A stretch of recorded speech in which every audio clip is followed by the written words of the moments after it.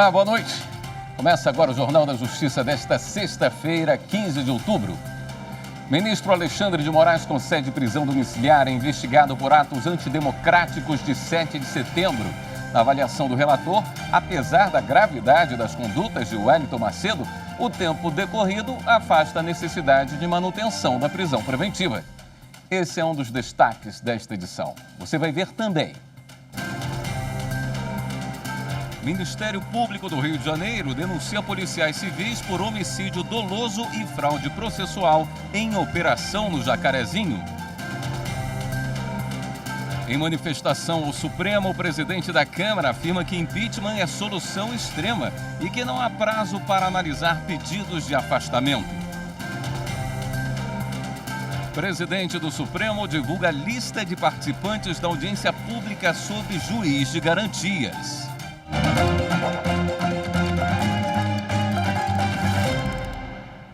O ministro Alexandre de Moraes, do Supremo, concedeu prisão domiciliar ao jornalista Wellington Macedo. Ele estava preso preventivamente no âmbito do inquérito instaurado a pedido da Procuradoria-Geral da República para apurar a articulação de atos antidemocráticos no feriado de 7 de setembro. Wellington Macedo estava preso desde o dia 3 de setembro no complexo penitenciário da Papuda, em Brasília. Ao analisar o pedido da defesa do jornalista e após manifestação favorável da Procuradoria-Geral da República, que instaurou o inquérito, o ministro Alexandre de Moraes verificou que o tempo decorrido entre o feriado e o momento atual afasta a necessidade de manutenção da prisão preventiva. Moraes, então, acabou convertendo a prisão em domiciliar. O relator também fixou medidas cautelares, como proibir a aproximação da Praça dos Três Poderes em Brasília e de manter contato com os demais investigados. Wellington também não poderá ter acesso às redes sociais ou receber visitas e deve permanecer com a tornozeleira eletrônica. A ministra Rosa Weber encaminhou à Procuradoria-Geral da República uma notícia crime contra o senador Davi Alcolumbre, presidente da Comissão de Constituição e Justiça do Senado, por não ter marcado a sabatina de André Mendonça, indicado para o cargo de ministro da Corte. O documento foi apresentado ao Supremo por um advogado. A remessa da notícia crime para avaliação da PGR é um procedimento de praxe, já que cabe à Procuradoria conduzir uma eventual investigação. A peça aponta suposto cometimento dos crimes de concussão, discriminação religiosa e de responsabilidade. A Articulação dos Povos Indígenas do Brasil, a PIB, pediu ao Supremo Tribunal Federal a garantia da terceira dose da vacina contra a Covid-19 para todos os indígenas. A APIB alegou que até o momento não tem informações da Secretaria Especializada de Saúde Indígena sobre a continuidade da vacinação e pediu ao Supremo a dose de reforço tanto para os índios que vivem em terras homologadas ou não, quanto para os que moram em áreas urbanas, com prioridade para idosos, profissionais de saúde e pessoas com comorbidade. A associação também reforçou a necessidade dos adolescentes indígenas entre 12 e 17 anos tomarem a vacina como recomenda o Ministério da Saúde. O presidente do Supremo Tribunal Federal, o ministro Luiz Fux, prorrogou até o dia 2 de novembro o prazo de vigência da resolução que dispõe sobre as medidas de prevenção contra a Covid-19 no âmbito da Corte. Esta é a segunda vez que o prazo é prorrogado. O ministro Luiz Fux levou em consideração a necessidade de manutenção das medidas preventivas ao contágio pelo novo coronavírus e a comprovada eficiência de sua implementação. O novo prazo vai permitir ainda a conclusão da norma que regulamentará a retomada dos trabalhos presenciais. O STF realiza agora uma audiência de conciliação entre estados da região Nordeste e União sobre cortes no programa Bolsa Família.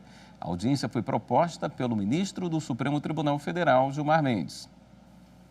Os estados de Alagoas, Bahia, Ceará, Maranhão, Paraíba, Pernambuco, Piauí e Rio Grande do Norte questionam no Supremo Tribunal Federal cortes expressivos de beneficiários do Bolsa Família, apontando o tratamento desigual comparado a outras regiões do país. No ano passado, o STF atendeu o pedido dos autores da ação para que o governo federal suspendesse os cortes durante o estado de calamidade pública decorrente da Covid-19. Mas, segundo os governadores, a decisão não foi respeitada. Hoje, na audiência de tentativa de conciliação, o Ministério da Cidadania explicou que o principal motivo dos cortes foi renda acima do limite. Justificou que entre as 100 mil famílias excluídas do programa, 22 mil não voltaram a receber o benefício por conta de problemas nos cadastros. Sobre as dificuldades para atender novos beneficiários, o governo informou que trabalha com dados desatualizados. Nesse caso, apresentou como proposta elaborar um estudo em 180 dias para chegar a uma nova estimativa relacionada às famílias que estão na linha de pobreza. O presidente da Câmara dos Deputados, Arthur Lira, respondeu ao Supremo que o impeachment é uma solução extrema e que o primeiro juiz das autoridades eleitas em uma democracia deve ser sempre o voto popular. A manifestação foi em ação apresentada pelo PDT, que argumenta que há omissão do deputado sobre os pedidos de impeachment recebidos pela Casa. Segundo o partido, pelo menos 119 requerimentos de afastamento do presidente Jair Bolsonaro ainda aguardam análise. No documento, Lira afirma que não há prazo para analisar denúncias de crime de responsabilidade contra o presidente e que o tema teria natureza política e não administrativa.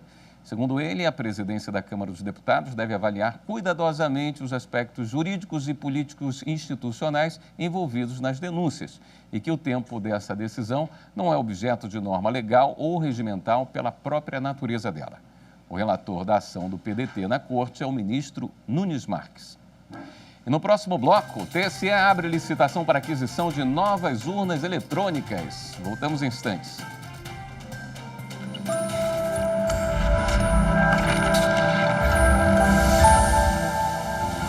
A Constituição, lei máxima de uma nação, é o pilar de organização política e social do nosso país, pois estabelece o funcionamento do governo e também os limites da sua atuação, definindo ainda direitos e deveres dos cidadãos.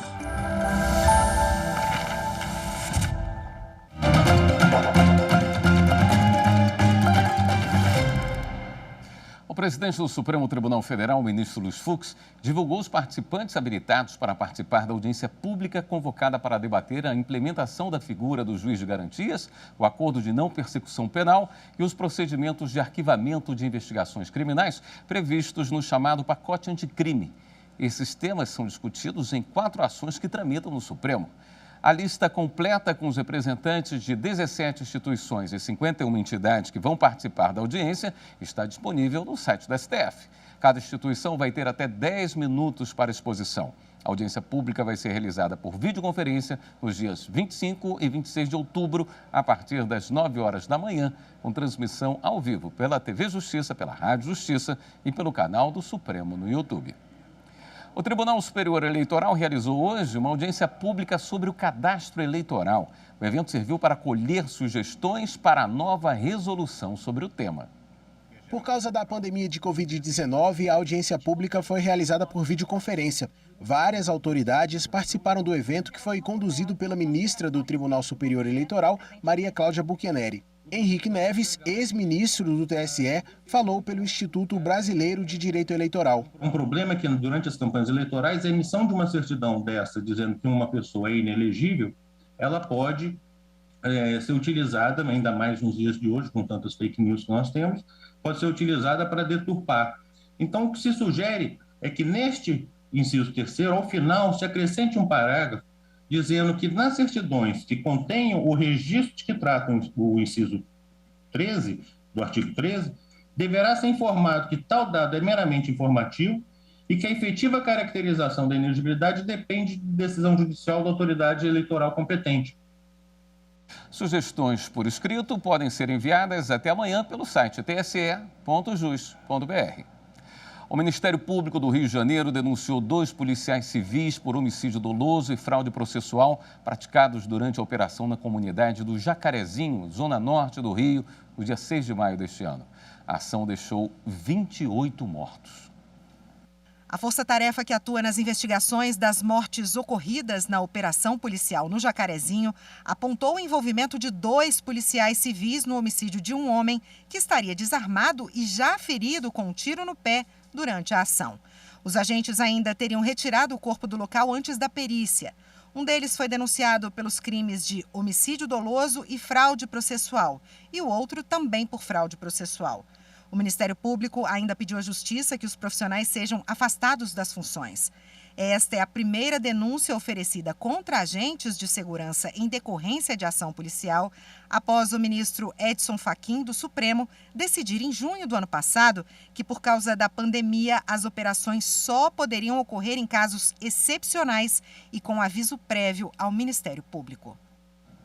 O Conselho Nacional de Justiça e a Organização Internacional para as Migrações das Nações Unidas lançaram hoje a publicação Tráfico de Pessoas em Números, Processos Judiciais. Os detalhes com a repórter Marta Ferreira. No documento foi apresentado um levantamento dos processos judiciais ajuizados em todas as esferas da justiça. Como resultado final, entre 2010 e 2020, foram encontradas 612 decisões relacionadas ao tema. Só para se ter uma ideia, no STF foram 31 decisões, 157 no STJ e 10 no TST. Esse mapeamento faz parte da política do CNJ de promover os Objetivos de Desenvolvimento Sustentável da Agenda 2030 da ONU no Poder Judiciário.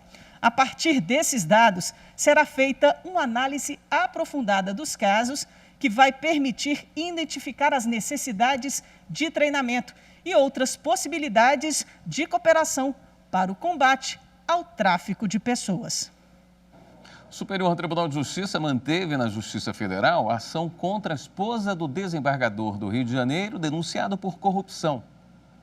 A Corte Especial do STJ, por unanimidade, negou o provimento ao agravo regimental e manteve na Justiça Federal a ação penal contra Gláucia Guimarães, esposa do desembargador afastado do Tribunal de Justiça do Rio de Janeiro, Mário Guimarães Neto. Os dois são alvo de denúncia do Ministério Público Federal por suposto envolvimento com organização criminosa ligada ao setor de transporte público. Também foi indeferido o pedido de anulação das medidas cautelares decretadas pelo STJ antes do desmembramento do caso, quando permaneceu sob a jurisdição do tribunal apenas o desembargador Mário Guimarães Neto, que possui foro por prerrogativa de função. O desembargador, a esposa e outros 5 denunciados respondem pelos supostos crimes de corrupção ativa e passiva, lavagem de dinheiro e evasão de divisas.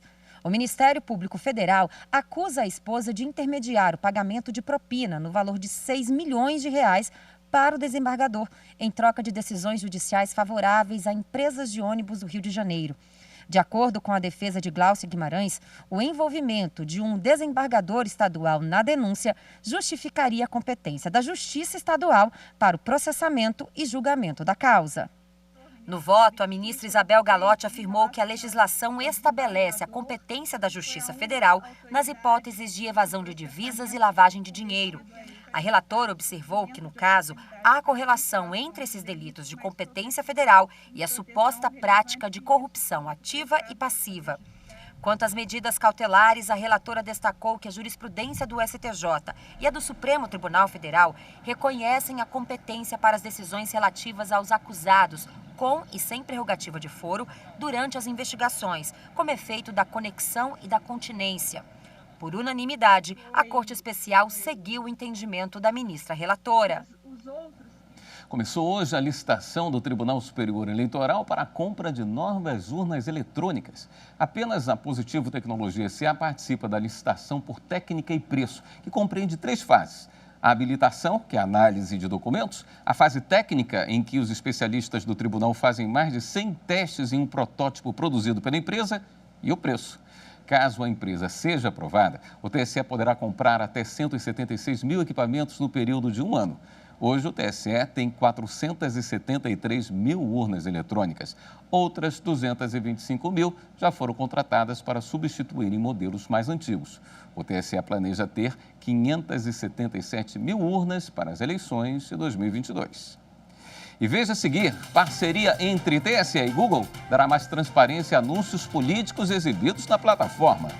É depois do intervalo.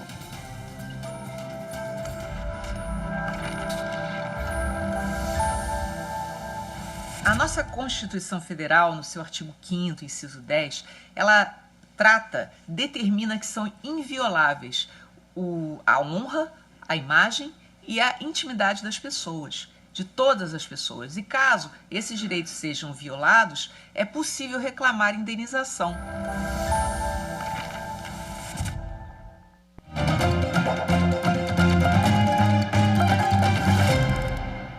O Google Brasil anunciou as ferramentas para aumentar a transparência nas eleições 2022. Uma delas é a verificação obrigatória de quem fizer anúncios eleitorais, que já será obrigatória no mês que vem. A partir de 17 de novembro, campanhas de partidos políticos, de ocupantes de cargos públicos eletivos ou de candidatos terão o anúncio verificado pelo Google Brasil. A identidade do anunciante será checada. A partir do segundo semestre de 2022, será possível pesquisar os valores investidos nas campanhas e todos os anúncios terão o aviso propaganda eleitoral e o CPF ou CNPJ do anunciante. A ideia é tornar o processo mais transparente. As novidades foram divulgadas em um evento virtual. Esses anúncios verificados não vão poder fazer segmentações além de alguns casos muito específicos, que são localização geográfica, não seria permitido, e também, além disso, a única que pode ser permitido também é segmentação por faixa etária e por sexo. A secretária-geral da Presidência do Tribunal Superior Eleitoral, Aline Osório, também participou do encontro. Ela anunciou que o programa de enfrentamento à desinformação do TSE agora é permanente. Que muitas das narrativas que circulam nos períodos eleitorais, elas são o que a gente chama de desinformação fantasma ou desinformação reciclada. São os mesmos vídeos ou as mesmas ideias desinformativas, as mesmas narrativas que voltam a circular e que trazem um clima de desconfiança. E monitorando a desinformação que circula, a gente consegue rapidamente promover respostas. Mais de 70 instituições parceiras do TSE integram o programa, que é finalista do Prêmio Inovário, que divulga práticas do Poder Judiciário. Eu acho que com essa colaboração e aí de todas as plataformas, de todos os parceiros do programa, da sociedade civil em geral, da imprensa, nós conseguiremos fortalecer a nossa democracia. E, claro, se não é óbvio que a gente não vai conseguir jamais acabar com a desinformação, que as narrativas fraudulentas, enfim, as narrativas falsas circularão e com força, né, com em vários mecanismos, mas a gente consegue, e a nossa ideia é conseguir chegar ao maior número de pessoas com a informação necessária para que elas se protejam dessas ameaças. A primeira turma de investigadores do Teste Público de Segurança, o TPS 2021, encerrou a etapa de inspeção dos códigos-fonte do Sistema Eletrônico de Votação nesta sexta-feira. O TSE permitiu o acesso dos 9 integrantes dos grupos aos dados por 5 dias, com atividades inclusive no feriado do último dia 12. Além de fiscalizarem o sistema, os investigadores receberam suporte dos técnicos da Justiça Eleitoral, palestras e puderam visitar áreas técnicas do Tribunal Superior Eleitoral.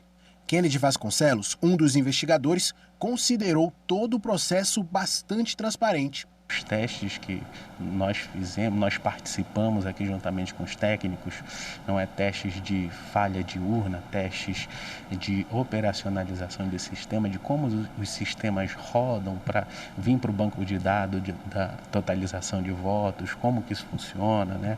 Em caso de urnas pendentes.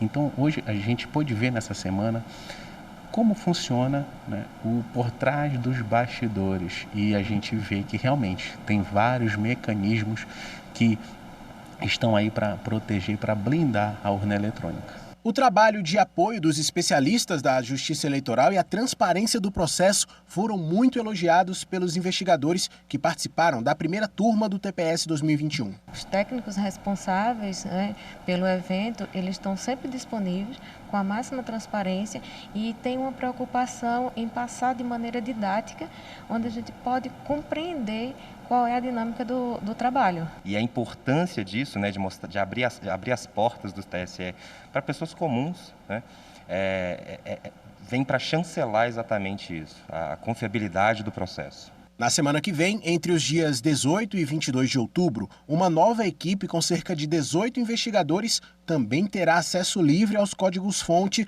na sede do TSE. Essa etapa é extremamente importante para o teste público de segurança, que acontecerá entre os dias 22 e 26 de novembro. Esse momento de abertura do sistema, de possibilidade de inspeção do código-fonte, ele vem justamente para dar mais instrumentos, mais elementos, para que os investigadores construam seus planos de teste, seus planos de ataque sobre os sistemas eleitorais, né? Então, o que se espera é que, com o conhecimento que foi adquirido essa semana, os investigadores sejam capazes de construir planos mais elaborados, mais robustos, né? Que venham a trazer contribuições relevantes no TPS que vai ser realizado em novembro.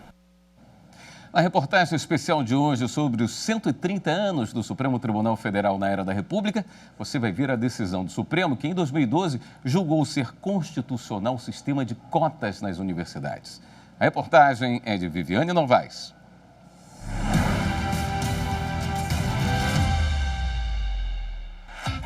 Negros, pardos, índios, pessoas de baixa renda e com deficiência. Para entrar numa universidade pública, esses estudantes podem usar o chamado sistema de cotas, um percentual de vagas oferecidas a essa população que muitas vezes não tem as mesmas oportunidades de outros brasileiros. É óbvio que um país em que mais da metade da sua população é negra e essa população está impedida de acessar o curso superior por contingências históricas várias, é óbvio que esse país tende a não se desenvolver e tende a não se consolidar enquanto um país democrático. A primeira instituição brasileira a se preocupar com isso foi a Universidade Estadual do Rio de Janeiro em 2003. No ano seguinte, foi a vez da Universidade de Brasília. A Aline é da primeira turma de cotistas da UNB. Ela se formou em pedagogia em 2008. Foi a primeira pessoa em 3 gerações da família a fazer um curso superior. Pensando na minha trajetória escolar e familiar, em que até então não existia ninguém que havia cursado sequer o ensino superior, quanto mais uma universidade pública, eu diria que ou eu não teria cursado, ou eu teria demorado muito mais, né? Teria que ter me esforçado 10 vezes mais do que outros estudantes que não são negros ou que não têm a mesma trajetória que a minha. Acho que elas foram, de certa forma, imprescindíveis para garantir não só a minha inserção, como de centenas de milhares de estudantes negros. Em 2009, o Partido Democratas entrou com uma ação no Supremo Tribunal Federal questionando a validade da política de cotas raciais da UNB. O edital do vestibular reservava 20% das vagas para negros. O partido alegou que o sistema adotado, em que uma banca analisa se o candidato é negro ou não, criaria uma espécie de tribunal racial. Mas, no julgamento do caso, em 2012, os ministros decidiram que as cotas raciais estão de acordo com a Constituição. Para o relator da ação, ministro Ricardo Lewandowski, elas são necessárias para corrigir o histórico de discriminação racial no Brasil. As experiências submetidas ao crivo desta Suprema Corte têm como propósito a correção de desigualdades sociais historicamente determinadas, bem como a promoção da diversidade cultural na comunidade acadêmica e científica. O ministro Joaquim Barbosa, único magistrado negro na história do Supremo, disse que ações afirmativas, como as cotas raciais, visam combater não só manifestações flagrantes de discriminação, mas também a discriminação de fato. Aquela discriminação de fundo cultural, como é a brasileira, arraigada, não é? Estrutural, absolutamente enraizada na sociedade. De tão enraizada que as pessoas nem a percebem. O julgamento definiu o destino das cotas usadas pelas universidades brasileiras. Tanto a decisão do STF na DPF 186, quanto a decisão, poucos meses depois, em um recurso extraordinário que questionava a constitucionalidade de um sistema de reserva de vagas na Universidade Federal do Rio Grande do Sul, essas duas decisões, a segunda com repercussão geral, foram centrais para que, no âmbito do debate público brasileiro, esse tema se tornasse mais acolhido. 4 meses depois do julgamento, o governo federal publicou uma lei sobre a entrada de estudantes nas universidades e instituições federais de ensino técnico. Hoje, pelo menos metade das vagas para alunos de escolas públicas deve ser preenchida por candidatos autodeclarados negros, pardos e indígenas. O julgamento feito pelo STF em 2012, no início de 2012, foi importante, entre outras coisas, por validar ou por legitimar tais medidas de reserva de vagas. Foi então uma conquista histórica, decorrente de muitas lutas da comunidade afrodescendente no Brasil e que ajudou a estimular, entre outras coisas, né, que outras instituições de ensino por todo o país viessem elas próprias a adotar políticas de ações afirmativas.